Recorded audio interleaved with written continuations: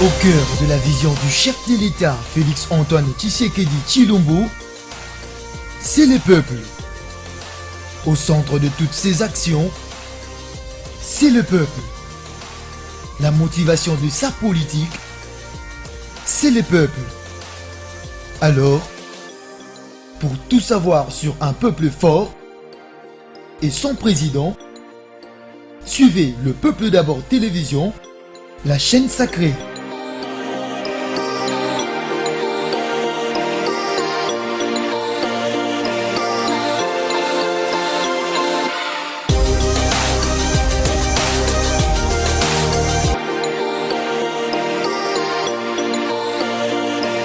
Votre magazine d'investigation, la version originelle. Vous êtes de la société civile, vous êtes de l'opposition, tout comme de la majorité. Voici votre magazine qui vous donne l'accès à l'information. La version originelle, c'est votre magazine qui vous donne l'opportunité à donner votre point de vue sans être contraint. La version originelle, votre magazine, passe chaque lundi, mercredi et vendredi à 17h juste. La version originelle, votre opinion compte. Bienvenue mesdames et messieurs à votre magazine d'investigation, la version originelle. Vous êtes de la société civile, vous êtes de l'opposition, tout comme de la majorité. Voici votre magazine qui vous donne l'accès à l'information. La version originelle, c'est votre magazine qui vous donne l'opportunité à donner votre point de vue sans être contraint.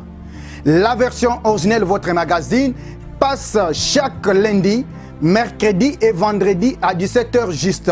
La version originelle, votre opinion compte. Bienvenue mesdames et messieurs à votre...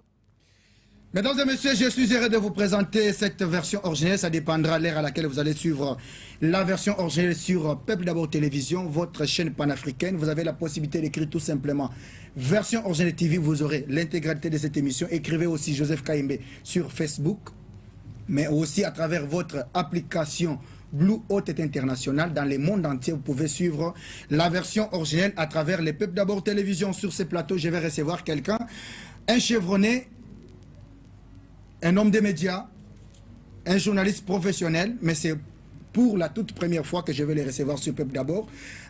Il vient toujours ici, il est occupé, tantôt ce sont de formation, tantôt ce sont les histoires politiques, mais aujourd'hui, il a accepté quand même de nous honorer pour être sur ce plateau. Il s'agit bien de Dief Mbouyi.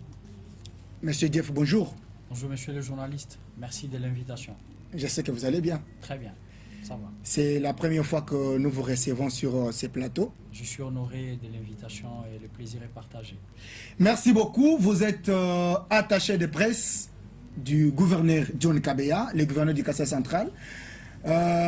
C'était aussi l'occasion pour nous de profiter parce que vous étiez venu aussi encourager l'aide de notre. Il s'agit bien de Papi René Bakenge que je salue avec sa chère épouse qui s'est mariée le dimanche dernier. On était là pour l'encourager, les soutenir. Et c'est parmi quelques raisons de votre présence ici à Kinshasa. Est-ce que d'abord ici à Kinshasa vous allez bien avec la santé? Tout va bien depuis que je suis là. Je suis arrivé vendredi. Ça va, ça marche. J'étais venu pour quelques missions privées. Oui. Ça a été déjà accompli. Alors, en votre qualité, en tant que chargé de presse du gouverneur John Kabeya au Kassai central, nous allons parler en ce qui concerne les Grands Kassai en général, particulièrement la province du Kassai central, où vous travaillez avec le gouverneur, l'actuel gouverneur du Kassai central. D'abord, les Grands Kassai, comment vous analysez le développement, l'ère Tshisekedi dans presque 5 provinces, si vous avez une idée générale, d'abord des 5 provinces qui constituent le Grand Kassai. Merci de la question, c'est très important cette question que vous venez de poser. Le développement de la région du centre, c'est comme ça que moi je m'appelais, n'est pas facile étant donné que toutes les 5 provinces qui ont été découpées de l'ancien Kassai occidental et l'ancien Kassai oriental sont des provinces qui sont désenclavées. Okay. Désenclavées parce qu'il n'y a pas de routes qui débouchent sur d'autres pays ou sur des grands ports, par exemple, pour acheminer les matériels, pour acheminer les marchandises. Ce sont des provinces qui sont bien sûr désenclavées. Mais le développement de ces 5 provinces peut être matérialisé si certains projets sont exactement exécutés sur le terrain. Alors là, j'ai fait allusion par exemple au projet Grand Katende avec l'énergie, les courants. Oui. S'il y a ces courants-là, parce que vous savez, les 5 provinces, il y a peut-être les 3 Kasaï, je peux dire, le Kasaï oriental, le Kasaï central et les Kasaï, côté Oui. Chikapa, Ok. qui essayent quand même de marcher parce que c'est des anciennes villes qui ont Ok. existé depuis très longtemps et il y a des choses que facilement on peut faire de ces côtés-là. Oui. Donc c'est tout simplement ça ce qu'on peut dire pour l'instant. Mais le développement est possible parce que les gouverneurs qui sont là actuellement, ils se battent beaucoup. Ils fournissent un grand effort pour que leur province évolue un tout petit peu. C'est pas facile. Vous savez, au Kasaï, un gouverneur ne peut pas mobiliser 500 millions de francs congolais. Ok. Au taux actuel, si vous regardez les taux actuels, Oui. c'est moins de 250 000 $. Oui. Ce qui veut dire qu'il n'y a aucun projet qui peut réussir. En plus, il faut signaler que cet argent-là n'est pas mobilisé régulièrement. Il y a des mois où une régie financière peut mobiliser ne serait-ce que 100 millions de francs. Avec 100 millions de francs, la province doit fonctionner, la province doit vivre. Qu'est-ce qu'on peut faire avec de l'argent comme ça? C'est un peu difficile, ça complique les choses. Parce que je voulais vous relancer, parce que vous parlez du Kasaï oriental. Aujourd'hui, semble-t-il, selon les informations, le président de l'Assemblée provinciale a été chassé, si on peut le dire comme ça. Et puis, ça reste les gouverneurs. Entre guillemets. Entre guillemets, on aurait aussi appris que les 2 provinces, les 2 KBA ne travaillent pas du tout bien. Je vais parler de mon KBA par la suite parce que je suis son attaché de presse. C'est là où on va en finir. Exactement. Pour commenter l'information du Kasaï oriental, Ouais. je n'ai pas assez de précisions depuis le matin. Je n'ai pas lu ça peut-être sur les réseaux sociaux. Voilà. Je n'ai pas écouté les différentes chaînes Ouais. pour avoir d'informations par rapport à ça. Ouais. Mais je crois que c'est une mauvaise attitude, une mauvaise habitude qui s'est installée dans les Kasaï, Ok. où on estime qu'on doit de temps en temps, par exemple au Kasaï central, nous sommes au 3e président de l'Assemblée provinciale. Donc vous comprenez que les députés, ils font leur travail, nous ne voulons pas entrer dans la profondeur, mais nous estimons que la population doit comprendre qui on peut donner, on peut faire confiance, on peut donner un mandat pour qu'il soit valablement notre représentant. Ça, c'est très capital. Si une histoire comme ça s'est produite au Kasaï oriental, je suis perdu personnellement parce que cette période, il ne reste que 5-6 mois pour aller aux élections. Il faudrait laisser celui qui est là continuer les travaux. Et peut-être si vous pensez qu'il faut le punir prochainement lorsqu'on va organiser les élections. Les chasser maintenant, c'est mettre les 2 institutions en difficulté parce qu'il y aura ce qu'on appelle crise des institutions au niveau de la province. Ça risque de faire appel aux responsables qui sont au niveau de Kinshasa et les tout risque d'être perturbés parce qu'actuellement, nous connaissons comment ça fonctionne. Lorsque le vice-premier ministre en charge de l'intérieur, sécurité, affaires coutumières constate qu'il y a quelque chose qui ne marche pas, que crée une insécurité dans une ville, il est obligé de fermer. Vous dit par exemple, arrêtez d'abord toutes les activités, venez à Kinshasa et vous allez vous retrouver en l'air. Ce qu'il faut dire ici, c'est que les provinces du Kasaï n'ont pas besoin de cette déstabilisation des institutions. Voilà. Il faut laisser les gens travailler, mais la population doit exactement faire ce qu'on appelle le contrôle citoyen. Ok. Voir est-ce que c'est vraiment ça le travail, les missions, le rôle d'un député provincial. Si les députés n'arrivent pas à accomplir ces missions, il faudrait organiser des tribunes d'expression populaire. Inviter les députés, dites-leur, ben, écoutez, vous nous aviez promis ça, vous n'avez pas fait ça. Pourquoi? Nous vous recommandons ceci. Voilà. Au lieu de rester dans cette politique-là de chasser les gens et puis les remplacer par d'autres, quand ils viennent, ils le recommencent à zéro. Voilà pourquoi le développement du Grand Kasaï pose problème par rapport à cette situation d'instabilisation. Parce que vous parlez toujours de déstabilisation des institutions. Ouais. Je crois, il y a quelques mois ou une année maintenant, nous étions au Kasaï où on avait réalisé une émission avec le vice-président de l'Assemblée provinciale, honorable Marcel Chibebele, que je salue d'ailleurs. Il avait aussi donné sa version des faits.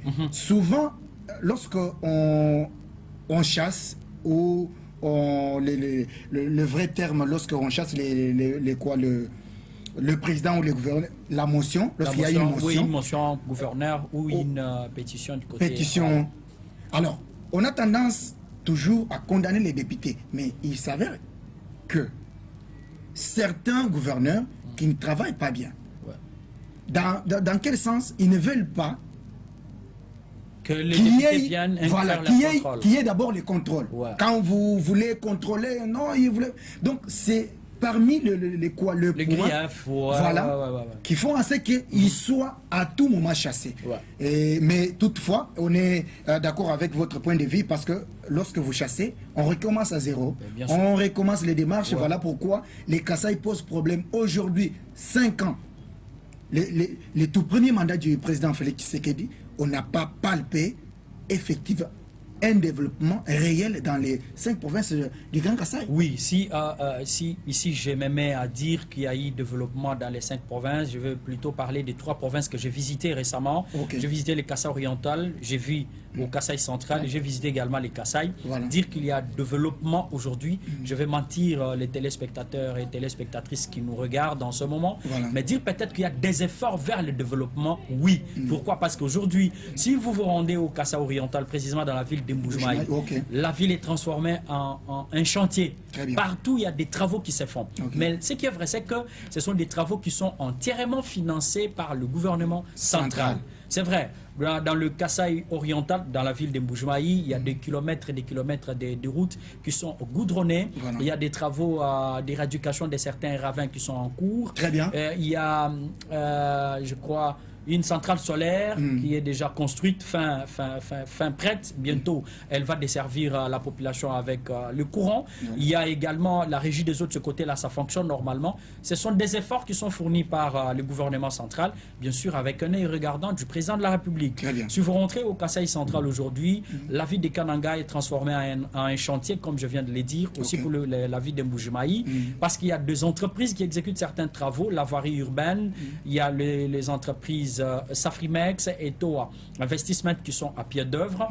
Il y a également certains travaux qui se font sur la ville, la construction de l'université de Kananga. Il y a d'autres travaux, donc vous constatez qu'il y a quelque chose qui s'est fait, bien sûr. Nous avons un pays qui a une dimension continentale, ça les gens ne doivent pas oublier. Voilà. Le président Tshisekedi, il n'est pas là seulement pour les provinces du Kasaï, voilà. Il est là pour toute la République, c'est le chef de l'État. Voilà. Et quand il sait voir qu'est-ce qui ne va pas à l'Est, qu'est-ce qui ne va pas à l'Ouest, qu'est-ce qui ne va pas au centre, et il essaye d'affecter les moyens de sa politique pour ne serait-ce que réaliser quelque chose. Je ne suis pas venu ici défendre les bilans du président Tshisekedi. Je crois qu'il a ses communicateurs, mais moi, en âme et conscience, je crois que le peu de temps qu'il a eu, parce que j'ai toujours, dans mes analyses, compris que le 2 ans où le président Tshisekedi travaillait avec nos amis de FCC, c'était très compliqué de réaliser certains projets. Vous avez vu les fiascos qu'a obtenu les projets 100 jours. 100 jours. Les projets Tchilégelou essayaient de marcher, mais il y a eu trop de magouilles dedans, tout simplement parce que aussi les chefs de l'État étaient entourés par des gens qui ne voulaient pas l'aider. Voilà pourquoi aujourd'hui on connaît ce qu'on connaît comme résultat, permettez-moi la tautologie, mais le temps qui lui reste, les 2 dernières années, je crois qu'il a amorcé autant de projets pour le développement des différentes régions, notamment pour la région du centre. Il y a des travaux qui se font et il est là, il est en train de suivre de plus près. Mesdames et messieurs, vous suivez la version originelle, votre magazine qui vous donne toute l'actualité. Vous avez la possibilité de suivre cette émission en écrivant tout simplement version originelle TV. Écrivez aussi Joseph Kaïmé sur Facebook. N'oubliez pas d'avoir votre application Blue Haute International pour suivre en direct de Peuple d'abord télévision sur ce plateau. Comme je le disais tantôt, je suis en train d'échanger sur ce plateau avec Monsieur Dief Mbouyi. Il est l'attaché de presse du gouverneur du Kasaï central. Il s'agit bien de son Excellence John Kabeya. Alors, maintenant, on parle Kasaï central. Ouais. Une année, jour pour jour, John Kabeya est gouverneur du Kasaï central. Je sais que ça n'a pas été facile. Ça n'a pas été facile. Quelles sont les réalisations concrètes? C'est une très belle question. Je souhaiterais que vous puissiez m'accorder suffisamment de 2 minutes pour répondre à cette question. Parce que ça crée beaucoup de confusion au Kasaï. Il y en a qui interprètent de leur manière. Ouais. C'est que le gouverneur John Kabeya a dû réaliser. Ouais. Il est arrivé le 19 juin, je crois, 2022. Ouais. Après 3 jours seulement. Après quelques jours, je crois 5 jours, il a sorti son gouvernement. Okay. Le gouvernement John Kabeya a été rendu public le 24 juin 2022. Il a totalisé une année, le 24 juin 2023. Il a voulu se prononcer parce qu'il a instauré un nouveau mode de communication. Il aime communiquer directement avec la population. Il ne fait pas passer par des conférences de presse. Par moment, il organise également des émissions où un groupe de journalistes, 8, 10 personnes viennent poser des questions. Il répond directement et la population est à l'écoute. Il voulait communier bien sûr avec sa population en rendant public les différentes réalisations qui sont environ 78 pour ce qu'il a réalisé durant une année au Kasaï central. Ben, je voudrais, moi, ici, en étant journaliste, essayer de faire comprendre aux téléspectateurs qui vont nous suivre, aux Kasaïens de diaspora, s'il faut les dire ainsi, même ceux qui vivent à Kinshasa, qui ne connaissent pas la réalité de chez nous. Je voulais expliquer ici comment le gouverneur John Kabea a pu réaliser certaines actions au niveau de la province, au niveau de la ville des Kananga. Alors, il voulait se prononcer le 24, je le disais tantôt, mais le président Tshisekedi était sur la ville pour lancer les travaux de lutte anti-érosion. Qui était d'ailleurs mal accueilli selon... Très bien accueilli. Il ne devrait pas passer par le Kasaï central, il faut le dire. La visite du président était signalée pour le Kasaï oriental. Mais voilà, les lobbying du gouverneur, il a voulu qu'il vienne lui-même pour lancer les travaux de lutte anti-érosive financés par la Banque mondiale à hauteur de 100 millions de dollars américains. Il devrait faire un aller-retour. Il est passé par là, la mobilisation qui a été faite de 2 jours tout simplement. Vous savez qu'au Kasaï, vous n'êtes pas obligé de dire aux gens venez accueillir le président. Non, il suffit qu'il soit seulement au courant. Tout le monde vient accueillir le président de la République. Donc il a été accueilli. Donc c'est que certaines langues ont diffusé sur les réseaux sociaux, c'est tout simplement un mensonge. On peut aller même sur Facebook, on cherche la page officielle de la présidence, on va voir les reportages qui a été produit par rapport à cet accueil. Le chef de l'État a été accueilli par un monde fou. Vous savez, quand un chef de l'État arrive dans une ville, on n'est pas obligé de mettre tout le monde à l'aéroport. Il y en a qui étaient le long de la route, il saluait tout le monde, il a amené cette activité puis il est rentré. Alors je vais parler des réalisations de John Kabea durant une année. Je voudrais, moi, personnellement, scinder ces réalisations en 3 groupes. Parce qu'il faudrait que les gens mettent en tête que lorsque une autorité vient pour diriger une entité, une province, une ville, même un pays, comme la RDC, il ne travaille pas seul. Lorsqu'on élabore le budget d'une province, d'un pays, il y a 3 rubriques importantes qu'il faudrait mettre en tête parce que ça ne vient pas par hasard, ça existe déjà. Donc, un gouverneur de province travaille avec 3 rubriques des fonds. Il y a des fonds qui proviennent, qu'on appelle ressources locales, recettes locales propres, générées par la régie financière locale. Il y a de recettes qui viennent au niveau des provinces, qui viennent du gouvernement central, ce qu'on appelle rétrocession. Il y a également des recettes qui viennent des partenaires techniques et financiers. Donc ce sont les 3 rubriques qui forment le budget, que ce soit d'une province ou d'un pays comme le nôtre. Alors au niveau de la province, le gouverneur a réalisé 78 réalisations ou actions durant une année. Alors, dans ces actions, il faut les scinder en 3 groupes, ou 3 groupes bien sûr, 3 rubriques. Il y a une rubrique des actions réalisées par le gouvernement provincial avec ses fonds propres. Il y a également des réalisations faites avec l'appui du gouvernement central. Il y a aussi des réalisations faites avec l'appui des partenaires techniques et financiers. Donc déjà, si vous avez cette notion en tête, les 78 actions, réalisations de John Kabea, vous allez les comprendre facilement. Parce que 78 durant une année. Je vais ramasser ça et là, parmi les différentes réalisations. Quand il est arrivé dans la province, il a trouvé la régie financière là, qui recouvrait 80 millions de francs le mois. C'est moins de 50 000 dollars. À l'époque, les taux étaient de 220. C'est moins de 50 000 dollars. Il a d'abord commandé les imprimés de valeurs auprès de la Banque des monnaies, ici à Kinshasa. On a donné ça. Il a fourni un effort pour maximiser les recettes. Aujourd'hui, nous sommes dans les 300 millions, 400 millions. L'idée, c'est d'arriver à 1 milliard de francs congolais le mois. Pourquoi cette maximisation? Parce qu'il considère que si la province en elle-même recouvre plus de 1 milliard de francs congolais les mois, facilement on peut construire une école par mois. On a une école dans chaque territoire. C'est quelque chose de plus important que le gouverneur a réalisé. Parce que ici, quand on parle en termes d'action, il ne faudrait pas qu'on voit seulement des actions à impact visible. Il faudrait aussi voir des actions que vous ne pouvez à l'œil nu voir, mais qui ont un impact sur la gestion d'une entité administrative comme la province du Kasaï central. Le gouverneur, avec les fonds propres maintenant, il a éradiqué 3 ravins. 2 ravins sur la nationale numéro 1, les tronçons, non, un ravin sur la nationale numéro 1, les tronçons Kananga-Mboujmaï à la hauteur de Mwambambouyi, pour ceux qui maîtrisent bien la région du Kasaï. C'était un ravin qui avait coupé la route en 2 et les trafics ne se déroulaient pas durant 3 mois. L'autorité provinciale a financé ces travaux-là avec le fonds propre. Il a également financé les travaux d'éradication de 2 autres ravins sur la route d'Espoir, la route des Kalamambouche. Je crois qu'on va y revenir avec de détails. On a également arrêté la progression de 2 ravins sur cette route-là au niveau des Kambundji et au niveau des Bilomba.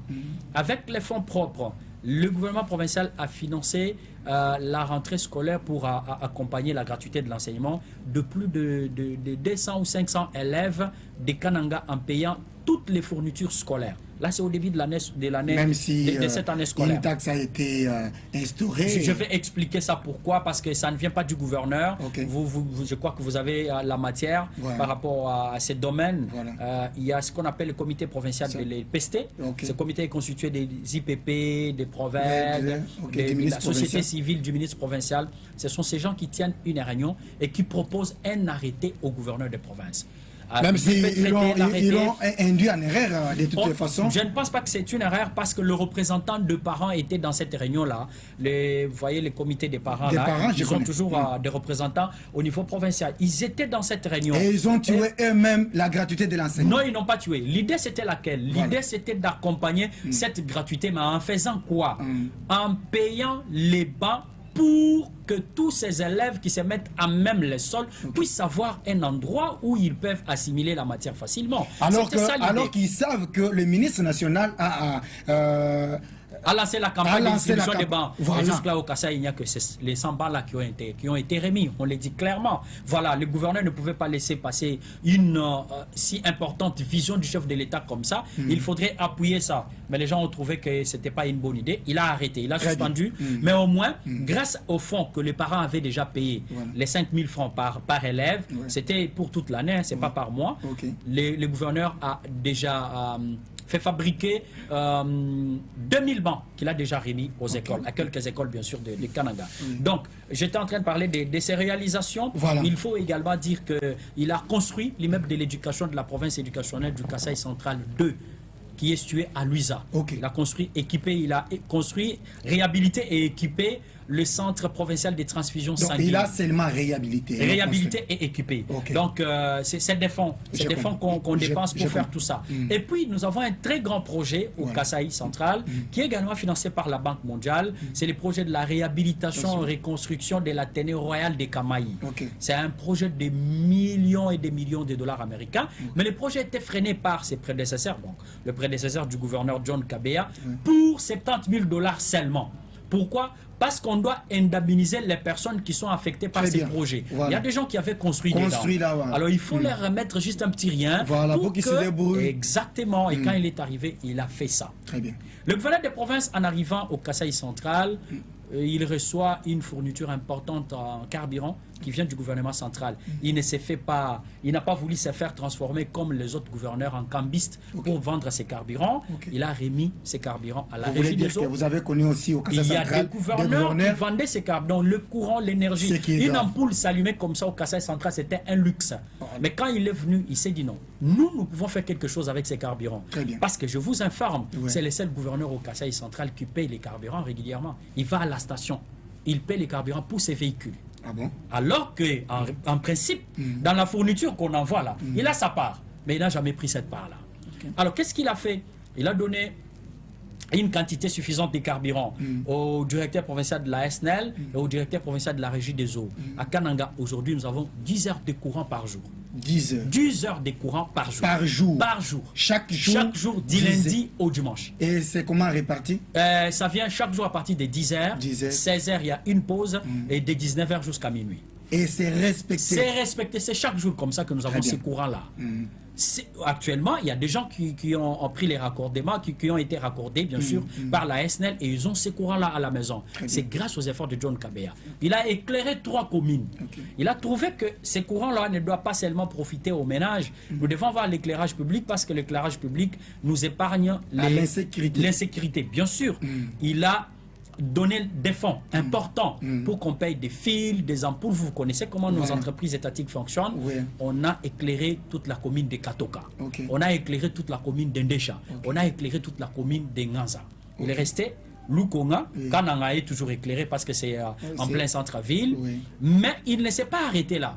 Il s'est battu. Parce qu'aujourd'hui, cette question, monsieur le journaliste, il faut le dire, ça fait beaucoup de débats au Kasaï central où on estime que quand le gouverneur John Kabea éclaire un quartier avec les lampadaires, souvent on répond chez nous là, c'est un projet du gouvernement central. Non, ça n'a jamais été un projet du gouvernement central. Donc c'est une initiative du gouvernement provincial, mais qui n'avait pas de moyens pour réaliser ça. Le gouverneur n'a fait que de plaidoyer. Vous savez, lorsqu'on dirige une province administrative et si pauvre comme les Kasaï centrales, tout ce que le gouverneur peut faire, assez pauvre, j'ai dit assez pauvre, comme les Kasaï centrales, tout ce que le gouverneur peut faire, c'est multiplier les plaidoyers auprès des décideurs, donc le gouvernement central, pour gagner des petits projets. Aujourd'hui, si vous vérifiez, si vous prenez votre temps pour lire les programmes d'action du gouvernement Sama 2, vous ne trouverez pas nulle part où on a écrit acquisition des lampadaires pour les Kasaï centrales. Ça n'existe pas.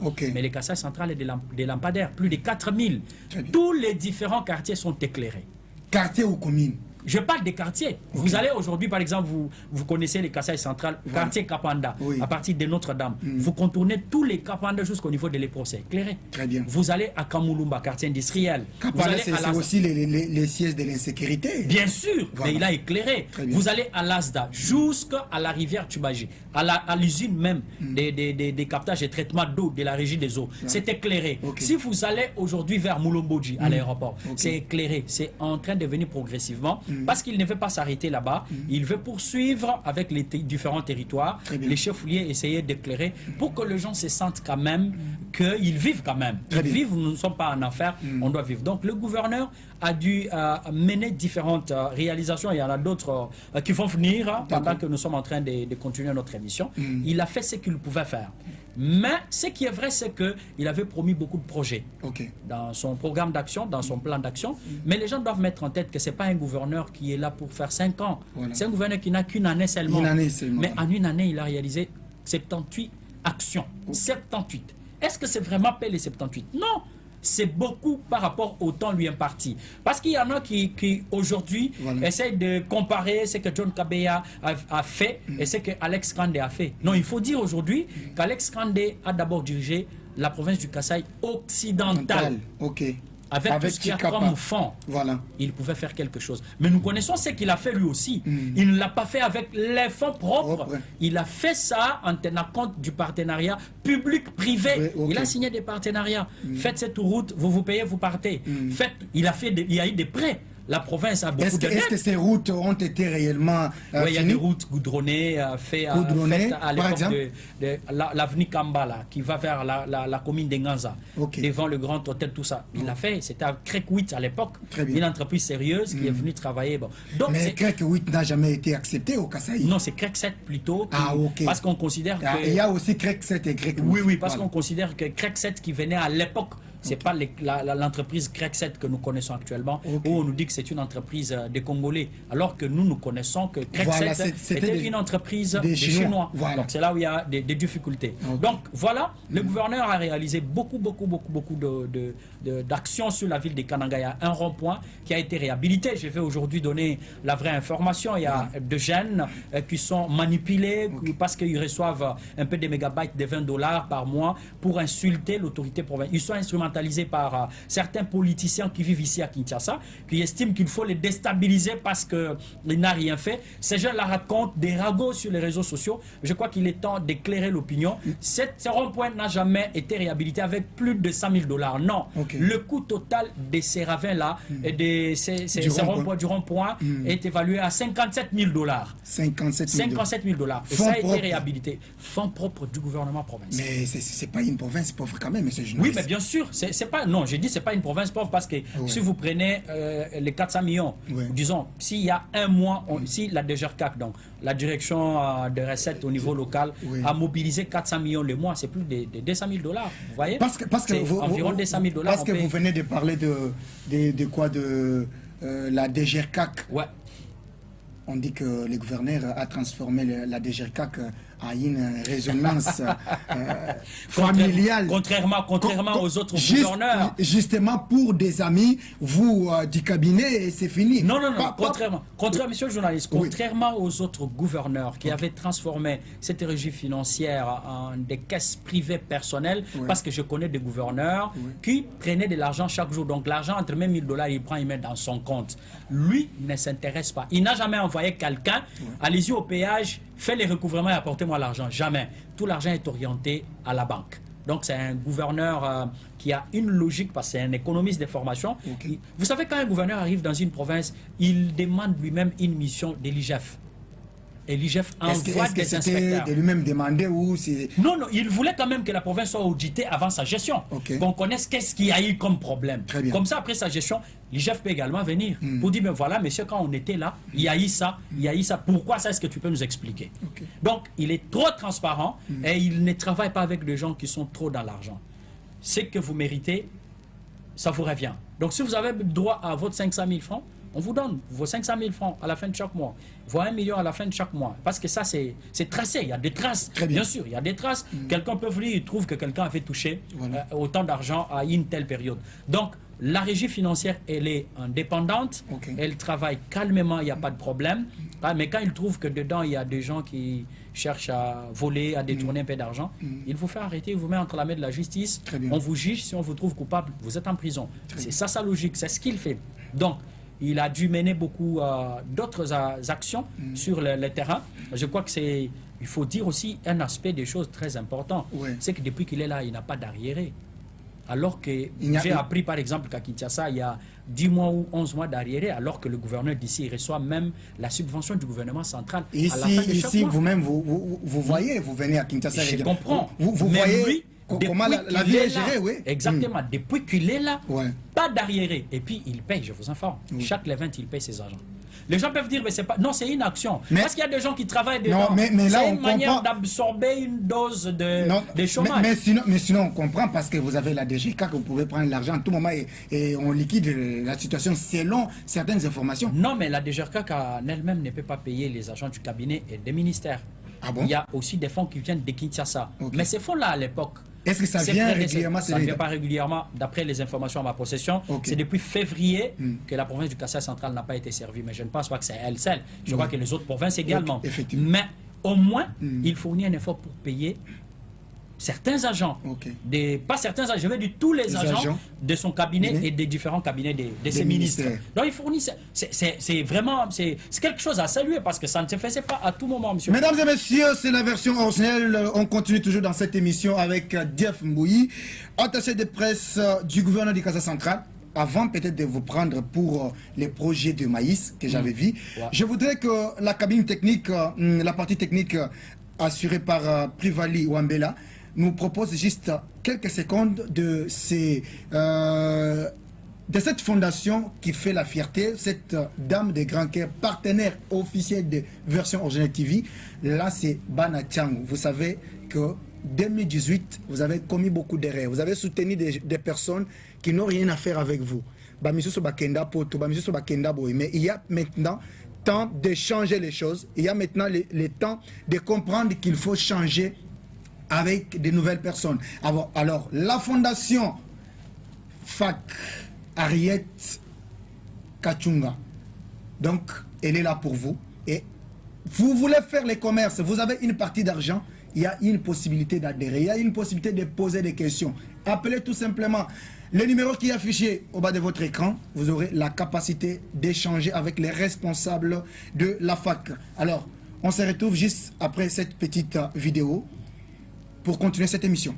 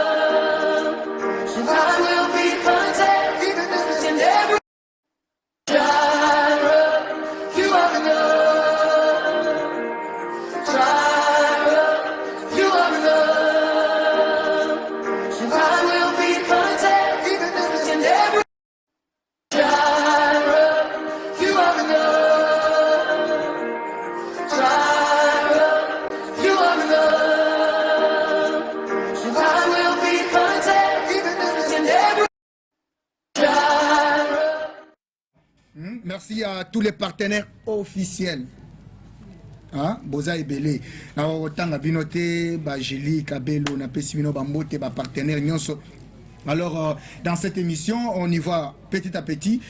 Peut-être vers la fin de l'émission, mais parlons aussi de cette histoire de maïs. Parce que le gouverneur était beaucoup plus accusé. Je n'ai pas voulu aborder ça directement parce que je me dis que c'est des questions que vous avez prévues. Je voulais qu'on aborde cette question des maïs et puis qu'on parle aussi des Kalambambouji. Très bien. Des questions importantes. Parce que Kalambambouji, il y a un grand problème avec Towa. Il faudrait éclairer l'opinion aujourd'hui. On est là pour ça. Ouais. D'ailleurs, quand je rentre, j'aurai une émission, pas une conférence de presse parce qu'ils diffuseront juste un petit morceau. Je vais tenir une émission, les journalistes vont poser des questions. Moi, je vais éclairer parce que aujourd'hui, être aux côtés des dirigeants, c'est comme quand on joue les jeux des dames. C'est un péché. Non, c'est comme quand on joue les jeux des dames. Ok. Donc, vous qui êtes à l'intérieur, vous connaissez les réalités. Ceux qui sont dehors pensent que vous bouffez trop, mais vous ne faites rien. Non, c'est... Alors que la réalité... Mais c'est ce que même le président de la République avait dit. Quand il était opposant et quand il est au pouvoir, voilà. Il a vu la différence. Exactement. Voilà. Okay. Mais avant de répondre à la question concernant les maïs, il faudrait aussi souligner qu'il y a eu d'autres actions, mais qui sont financées par le gouvernement central. C'est notamment la construction de la voirie urbaine. Voilà. Il y a les projets de construction de la voirie urbaine, je crois 70 km de voirie urbaine. Okay. Les travaux sont en cours, exécutés d'une part par la Toujours société en Safrimex. cours, parfois ça ne finit pas. Non, mais vous savez, nous ne sommes pas des ingénieurs en bâtiment. Lorsqu'on vient pour construire une route, on commence par ce qu'on appelle les travaux d'assainissement. On construit des caniveaux. Après les caniveaux, viennent les travaux de, je ne sais pas, emblayage, bétonnage, et puis après, on va mettre les bitumes. Ça, les gens doivent connaître. Les problèmes chez nous au Congo, c'est ce que nous connaissons tout. On se réveille un matin, vous allez voir un maçon qui se réveille un matin, qui donne leçon à un journaliste. Une leçon à un avocat des professions. C'est le problème. Nous avons des petits soucis comme ça. Alors, ce que nous pouvons dire pour l'instant, c'est que la société Safrimex est à pied d'œuvre au Kasaï. La société Toa également. Les travaux sont en cours. Ça, c'est pour la voirie. Alors, je vais répondre à la question concernant les maïs. Vous savez, au Kasaï, précisément dans la ville de Kananga, nous dépendons directement de la province du Kasaï. Vous voyez, par exemple, Moueka, qui nous envoie régulièrement les maïs et tout et tout. Mais lorsque le gouverneur est arrivé, la mesurette de 2,5 kg de maïs est arrivée jusqu'à 15 000 francs. Quand le gouverneur John Kabé est arrivé, c'était un véritable baptême de fait. Alors il a réfléchi comment je peux juguler cette petite crise qui intervient régulièrement et tout ça. Et pour répondre à cette difficulté, il a subventionné les secteurs. Il a donné environ 2 millions de francs congolais à chaque secteur pour avoir au moins un champ de 15 hectares. Aujourd'hui, nous avons 12 tonnes de maïs produits localement. 12 tonnes, ça existe. C'est un exemple que d'autres provinces peuvent copier. Si le gouvernement central met les moyens conséquents au gouverneur John Kabea pour ces projets, je vous jure que le Kasaï central ne va pas dépendre... Brosser dans quelques minutes, parce que nous allons vers la fin de l'émission. Je sais que vous êtes journaliste. Bien sûr, je peux parler jusqu'au demain matin. Alors, Dites-nous quelque chose en ce qui concerne Kalambambouji. Le gouverneur Kabea est taxé d'avoir créé une société qui a pris beaucoup de temps pour ne rien faire jusque-là. Ouais. Qu'est-ce qui s'est réellement passé? Est-ce qu'on peut aujourd'hui, penser que Kalambambouji, les travaux avancent normalement et que prochainement cette route peut aider l'ouverture de la province, ça va même contribuer au Grand Kassai. Oui, ça va même contribuer à l'enclavement. La province va être enclavée tout simplement parce que nous aurons cette route-là. Il faut dire que cette route, c'est une route d'intérêt national. C'est une route qui est gérée par le ministère national des ITPR. Voilà. Tout celui qui a une question concernant cette route peut passer voir les ministres des ITPR, ministre d'État en charge je crois, ministre d'État, non? Il peut répondre à toutes ces questions. Le gouverneur John Kabea ne fait que les suivis. Qui a recruté l'entreprise, la société Toa Investment? C'est lui qui a recruté cette société, c'est BSECO, Bureau Central des Coordinations, dirigé par M. Jean Mabi. Pourquoi? Parce que les BSECO avaient signé un partenariat, un protocole, un protocole d'accord avec le ministère des ITPR. Donc, ce n'est pas les ministères qui devraient recruter les entreprises. Désormais, ça devrait être les BSECO qui recrutent les entreprises et les entreprises viennent pour travailler. C'est BSECO qui a recruté TOA. TOA est là depuis quelques mois des travaux. Je vous informe, monsieur le journaliste, que le gouvernement central n'avait encore rien donné, même pas un rond. Mais cette société a préfinancé. Commande des matériels, l'acheminement de matériel de Lubumbashi jusqu'à Kananga. Vous savez que c'est pas facile, avec la voie ferrée que nous avons vétiste déjà, mais ça a été fait et les travaux sont en cours. Les travaux de cette route se déroulent en 3 phases. La première phase, c'est l'ouverture de la route. La route existait déjà, mais en état d'impraticabilité très avancée. Alors, il faut réouvrir cette piste. Alors, la réouverture, en principe, devrait prendre 6 mois seulement. Pourquoi? Parce qu'elle devrait être agrandie. Elle avait 12 mètres, mais il faut l'agrandir jusqu'à 16 mètres. Aujourd'hui, l'ouverture de la piste est à 100 km. Ce n'est pas 100 km de Kananga, mais le PK0, donc le point de départ de cette route, c'est dans la commune rurale de Matamba, située à 20 km. Donc les travaux se déroulent normalement. Nous sommes pendant la phase de compactage. On est en train de compacter pour stabiliser la route. Après cette phase, on va jeter des bacs sur les 2 rivières, Kassai et Lueta. Après, c'est la construction des ponts durs. Après la construction des ponts durs, ça sera l'asphaltage. C'est des travaux qui peuvent prendre 4-5 ans. Mais maintenant, les travaux sont en cours. Ce n'est pas une utopie, en fait. Ça existe. Vous pouvez vous rendre au Kassai. Je sais que nous sommes en train de planifier un programme ensemble. Si vous vous rendez au Kassai aujourd'hui, nous allons mettre quelque chose à votre disposition pour que vous puissiez faire cette route et vous rendre compte de ce qui est en train d'être fait. John Kabea est taxé d'avoir créé, d'abord c'était pas John Kabea, c'était l'effet honorable John Paix à son âme. C'est lui qui a amené la société. Aujourd'hui c'est John Kabea. Non, le propriétaire de cette société, donc le directeur général de cette société, partout où il se rend, on les taxe toujours de quelqu'un qui travaille avec le gouverneur. Donc on estime, d'ailleurs il nous a dit au Katanga, parce que j'étais avec lui au Katanga 2 fois, il me dit... dont les matériels ont pris beaucoup de temps. Bien sûr, c'était le problème de la SNCC. C'était pas le problème de John Kabea. Il ne fait que le suivi. Il ne fait que le suivi pour que les travaux évoluent. Et les travaux évoluent. Kalambambouji, nous aurons cette route. C'est une route d'espoir. Parce qu'aujourd'hui, je l'ai toujours dit, monsieur le journaliste, John Kabea est le gouverneur qui incarne l'espoir de tout un peuple. Il faut lui donner juste du temps. Il fera ce que les autres n'ont pas fait. Je crois, c'est pas fini. Si vous êtes encore à Kinshasa, on va encore vous prendre pour je suis pour très le reste disponible pour répondre aux questions. Alors, vous allez regarder votre caméra. Dans 30 secondes, vous allez peut-être donner un message.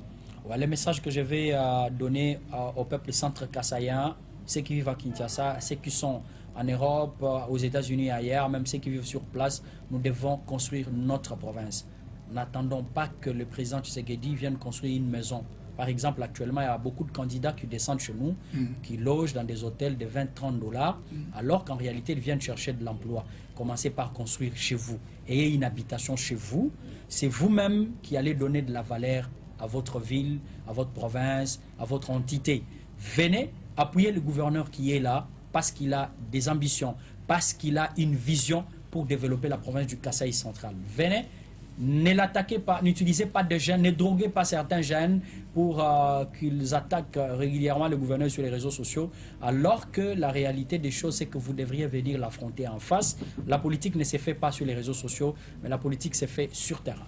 Merci beaucoup, mais sinon je sais que c'est la démocratie acceptée qui est aussi de l'opposition. Nous aimons la contradiction, mais nous refusons les insultes. Merci beaucoup, mesdames et messieurs. Vous avez la possibilité de suivre la version originelle à travers Peuple d'abord Télévision, à travers votre application Blue OTT International. Vous pouvez suivre le Peuple d'abord Télévision à travers le monde. Suivez aussi votre chaîne YouTube, version originelle TV, et aussi écrivez Joseph Kaimé sur Facebook. Vous aurez l'intégralité de cette émission. Je vous retrouve très prochainement avec un autre invité. Merci à toutes et à tous. Merci. Votre magazine d'investigation, la version originelle.